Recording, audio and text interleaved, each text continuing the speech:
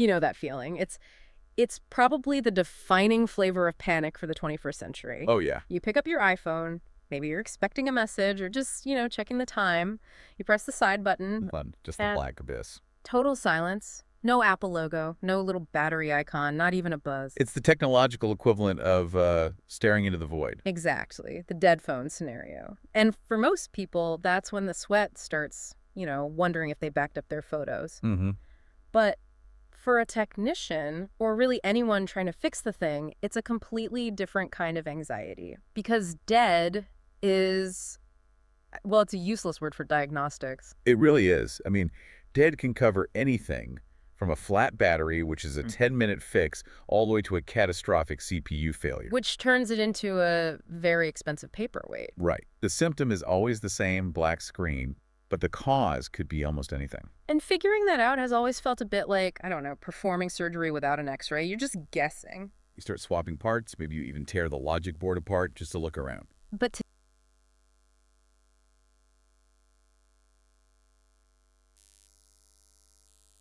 today, we're looking at a different way in.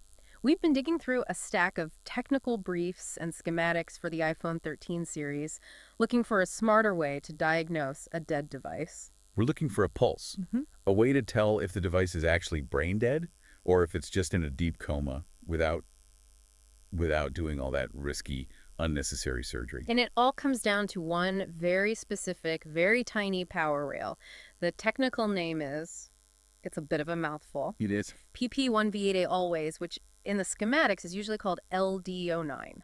Not a name that just rolls off the tongue, no. Yeah. But if you're in board-level repair, or even if you just want to understand how these little supercomputers manage their power, this rail is basically the Rosetta Stone. So that's the mission for this deep dive. We're going to find the silent heartbeat of the iPhone 13. Okay. We're going to unpack why it exists, why it acts so differently from every other power line in the phone, and how finding it gives you a kind of golden ticket for diagnosis.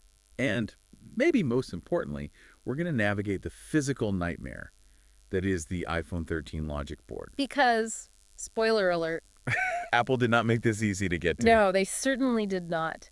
But let's start with the basics. Let's break down that name. PP1V8 always. I feel like my high school physics is coming back to me here. PP is power plane. Correct. Think of it like a highway for electricity. Okay, and 1V8 is obviously the voltage 1.8 volts. But that always part, that's the kicker, isn't it? That is the critical distinction. It implies it's not waiting for an invitation. Exactly. Most power rails in a device this complex are gated. They're reactive. They wait for you to do something or for the software to request power. But not this one. No. As long as there's a power source connected with more than 3 volts, so a battery with any charge at all or a cable, this rail is live. So it doesn't care if the phone is booted up or if iOS has crashed. It is completely indifferent to the software state. The operating system could be totally corrupted, the screen could be shattered, but if that battery's connected, PP1V8 always is just humming along. Okay, so let's trace the plumbing on this. If it's always on, it must be pulling from the main source. You're spot on. It originates from the PMU, the power management unit. The U3300 chip in the iPhone 13. Yep. That chip is the traffic controller. It takes the raw energy from the battery, which we call VDDM, and it refines it. LDO9 comes straight out of pin J6 on that chip. But here's what's interesting to me. You flagged this as an anomaly in the notes because a PMU doesn't just spew out power for no reason. Exactly. Usually a PMU is stingy. It wants to save every bit of power it can. If you look at the other LDOs, LDO1 through LDO8, they're all waiting for a trigger. You press the power button, the PMU wakes up, checks its list, and then it turns those on. Right, cause and effect. But not LDO9. LDO9 has what's called a force-on attribute. Deep inside the silicon of that U3300 chip, there's a hard-coded command, an I2C command for what they call LDO Group 2 internal power, that forces this rail to be active the instant input power is detected. 0 external trigger required. That's right. The source material called it the heartbeat before the brain wakes up. It's a surprisingly poetic description for a circuit board, but it's accurate. Yeah. Before the CPU, the brain, has even had its morning coffee, before it even knows it's an iPhone, this faint 1.8 V pulse is already there. It is the primal sign of life. But I have to play devil's advocate for a second. We live in a world where battery life is everything, right? We kill apps, we dim our screens, we do anything to save a percentage point. So why would you design a rail that burns power 24/7, even when the phone is off? It seems incredibly wasteful. It feels that way, doesn't it? But it turns out this little rail has two absolutely critical jobs that just can't wait for a boot sequence. And the first one is the very mechanism of turning the phone on. It powers the power button logic. Okay, let's drill into that, because I think most people assume a power button is just a mechanical switch. You press it, it connects two wires, and boom. In a simple flashlight, yeah, sure. But in a computer, which is what a phone is, it's all about logic states. The iPhone uses what's called active-low logic for its triggers. Active-low. So the trigger happens when the voltage goes down, not up. Precisely. So imagine the circuit for the power button. You have this 1.8 volts from our LDO9 rail constantly flowing to the button. It holds the line at what we call logic 1 or high. So the default state when I'm not touching anything is high. Right. And to keep it there, they use a component called a pull-up resistor. You can think of it like a weak spring holding a door open.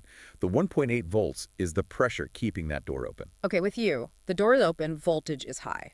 Now, when you press the power button, you're essentially overpowering that weak spring and slamming the door shut. You connect that line directly to ground. And the voltage just disappears. It instantly drops from 1.8V to 0V. And that drop is the signal. That drop is the active low trigger. The PMU sees that the voltage has vanished, and it interprets that as, okay, the user wants to wake up. So without PP1V8 always, there's no 1.8 volts to hold that door open in the first place. The spring is missing. The whole circuit is just inert. Exactly. If this rail is dead, the power button is electrically disconnected.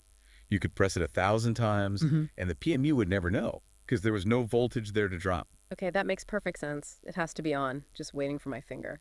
But you said there was a second job, and this one sounds a bit more sci-fi. The Guardian? Yes. This is where we get into the always-on processor, or AOP. Which sounds like something out of a spy movie. It's not that far off, really. You know how Apple promotes the Find My feature? Yeah. And how the iPhone 13 can be located even if it's powered off and the battery is super low. Yeah, the zombie mode? I always wondered how that worked. I assumed there was like a secret backup battery hidden somewhere. No secret battery. It's just extreme efficiency. PP1V8 always provides the power for a tiny, ultra-low power slice of the main chip called the AOP. This little thing stays awake even when the main CPU, the screen, the radios, everything else is asleep. So when I power my phone off, I'm really just putting the heavy lifters to sleep. But this little AOP is still sipping that 1.8 volts. Correct. It sips just enough power to keep the Bluetooth low-energy beacons pulsing. It turns your dead phone into a lighthouse. Wow. It's just flashing this silent signal out to any other Apple devices nearby saying, hey, here I am. It really does redefine what off means. It does. I mean, unless the battery is chemically depleted to absolute zero, the device is never truly off. That 1.8V heartbeat is always there, powering that digital guardian. Which is fantastic if I leave my phone in a cab, maybe less fantastic if I'm trying to go off the grid. But from a repair perspective, this is huge. It is. Because if you know this rail must be on, we can use it to diagnose the phone without even opening the hood. Yeah. Or at least, without taking the engine apart. Right. The golden ticket. Let's set the scene. You have a dead iPhone 13, no current draw, no screen. The old way would be to just assume the battery's bad. Or the charging port, maybe. Or worse, you might just assume the whole logic board is fried and give up. But if you measure PP1V8 always, and you find that steady 1.8 volts, you have instantly confirmed 3 massive things. Okay, let's list them. Fact 1. Fact 1. VDD main is healthy. The main power artery from the battery is intact. If that main pipe were broken, LDO9 would have nothing to draw from. Okay. Fact 2. Fact 2. The input connection is good.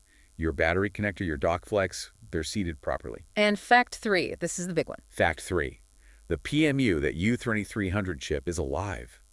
At least its internal brain is working enough to execute that force-on command. That rules out the entire primary power stage in one measurement. Instantly. Yeah. If you have that heartbeat, you know the phone can power on. The problem has to be downstream. Maybe the CPU is cracked, or there's a short on a secondary rail, something like that. But the heart is beating. And if you don't find the 1.8V... Then you stop looking at the CPU. Yeah. You stop looking at software. You know the problem is right at the beginning. Either power isn't getting in, or the PMU itself has failed. It saves so much time, but, and there's always a but with these things, finding this rail on an iPhone 13 isn't exactly easy. We have to talk about the sandwich. Yes, the sandwich, the bane of every microsolderer's existence. So for anyone who hasn't seen one, can you describe the logic board architecture on an iPhone 13 Pro? To pack all that tech into such a thin phone, Apple uses a double-stack design. So you have a top board and a bottom board, and they're soldered together face to face. Like an Oreo, but made of fiberglass and silicon. Exactly. And the filling of that Oreo isn't cream. It's an interposer frame with hundreds of microscopic solder balls that connect the two layers. And where is our friend, the PMU Q3300? It's buried on the bottom board, Oh. on the inside face of the sandwich. Of course it is. So traditionally, to get to the capacitor right next to the PMU to measure this voltage, you'd have to split the sandwich. Which sounds very casual, but it's not. It is incredibly risky. You have to put the board on a special heater, bring it up to around 200 degrees Celsius, and then gently pry the layers apart. And what could go wrong? Oh, everything. You could warp the board by a fraction of a millimeter and break connections. If you nudge it while the solder's molten, you can bridge those tiny solder balls together. Creating a short circuit that wasn't there before. And you could overheat the CPU on the other side. Yeah. You could take a phone that just had a minor issue and end up killing it permanently. It's a huge gamble. Which is why the source material has that warning in big red letters. SOPP, do not split the board yet. Yes. So, the million-dollar question. Right. How do we measure a buried component without digging? We use the map. Mhm. We just have to remember that electricity travels. We already established that this rail powers the button logic, right? Right. Well, the connector for the power button is on the top board, the surface layer that we can actually see. Okay. So there has to be a path, a little trace line, that carries that 1.8 V from the buried bottom layer up to the accessible top layer. We're looking for the chimney. We're looking for the chimney. Exactly. We're looking for external access points. Now, on a standard iPhone 13, the layout is a bit more open, but on the Pro and Pro Max, it is dense. So what are we looking for? We look for specific components near the battery connector, right on the top board. We're hunting for a component labeled Q4103. It's a MOSFET, And when you say component, we're talking about something the size of a... a grain of sand, Yeah. maybe smaller. You absolutely need a microscope. It's a tiny black three-legged chip. Okay, and if I can't probe the legs of a grain of sand without my hand shaking? Then you look for the easier target. Right next to that MOSFET, you'll see the pull-up resistors. These are those springs we talked about earlier. And these are sitting right on top. Surface mounted on the top board. Totally accessible. And because they're part of that power button circuit, they are directly connected to our hidden PMU. So probing these resistors is electrically the same as probing the PMU itself. Yes, if you see 1.8 V here, you know it's present at the source. It's like checking if the water main is on by just turning on the tap in your kitchen. You don't need to dig up the street. No. That is the definition of working smart. Okay, so we've found our spot. We've got our multimeter. Let's walk through the measurement protocol because there's one very specific rule that if you break it, it ruins the entire test. Yes. Step one is simple. Connect power. A DC power supply or a known good battery. Got it. Step two is the golden rule. Do not press the power button. Step away from the button. Don't even look at it wrong. Why is that so crucial? I feel like the instinct is always to press the button to, wake the multimeter or something. You have to remember our active low logic. What happens when we press the button? We short the line to ground, the voltage drops to 0. Exactly. So if you're pressing the button while you're probing that resistor, your multimeter is going to read 0 volts. You will think the rail is dead. And you'll think the PMU is broken. You might go and split the board based on that reading. And the whole time the phone was fine, you just manually turned the voltage off with your own finger. Exactly. It's a false negative caused by user error. So hands off the button. The rail should be high 1.8 V when the phone is doing absolutely nothing. Okay, understood. Step 3, set the multimeter to DC volts, 20 V scale. Step 4, probe the resistor. You put your black probe on ground, any metal shield will do, and then your red probe gently on the end of that tiny resistor. And we are hoping to see. Approximately 1.8 volts. Nice and stable. Okay, let's run the scenarios. Scenario A, my multimeter reads 1.802 V. What's the verdict? The verdict is the patient's heart is beating. Which means? It means VBDM main is healthy. U3300 is functional. Do not replace the PMU. Do not split the board to get to the PMU. You have successfully ruled out the hardest repair. So if the screen is still black, I should look elsewhere. Look elsewhere. Maybe the display connector is damaged. Maybe the CPU is dead. But you've saved yourself the huge risk of that sandwich separation. Okay, scenario B. I probe the resistor, I've got my power supply connected, and I get 0 volts. Or maybe just some stray millivolts. Then you have a serious problem. If you are 100% sure your input power is good, you've got 4 volts going into the battery connector, and you still have 0 volts at LDO9. the PMU isn't doing its job. The heart has stopped. The force on command isn't working. In that case, you have permission to split the board. You need to replace U3300. But now you're doing it with confidence. You're not just hoping it fixes it. You have evidence. You're not just throwing parts at a problem. That's the core of professional diagnostics. It's about building a case. It really changes the whole mindset. Instead of being intimidated by that sandwich board, you're outsmarting it. You're using the schematic to find the loopholes. Precisely. You're using that bridge between dead and alive, that 1.8V rail, to see inside the device without tearing it open. You know, before we wrap up, I can't stop thinking about that always-on thing. We treat these devices like they're appliances, you know? Toaster on, toaster off. But that's not the reality, is it? No. The reality is much more biological. As long as there is chemical energy in that battery, the system is maintaining this state of readiness. It is kind of haunting. That 1.8V pulse is running in my pocket right now, powering those beacons, just watching and waiting. It does raise interesting questions, doesn't it? Yeah. About ownership. When you can't truly silence the device, when the heart beats independently of the brain, are we ever really disconnected? It's like the device has its own survival instinct, separate from the user. I must stay found. I must be ready. Well, on that slightly existential note, Yeah. next time you see a black screen, remember, Yeah. it might not be dead. It might just be waiting for a trigger. Don't forget to check the heartbeat. Thanks for joining us on this deep dive into the microscopic world of iPhone power rails. We'll catch you on the next one. See you then. You know the feeling. An iPhone 13 lands on your bench and it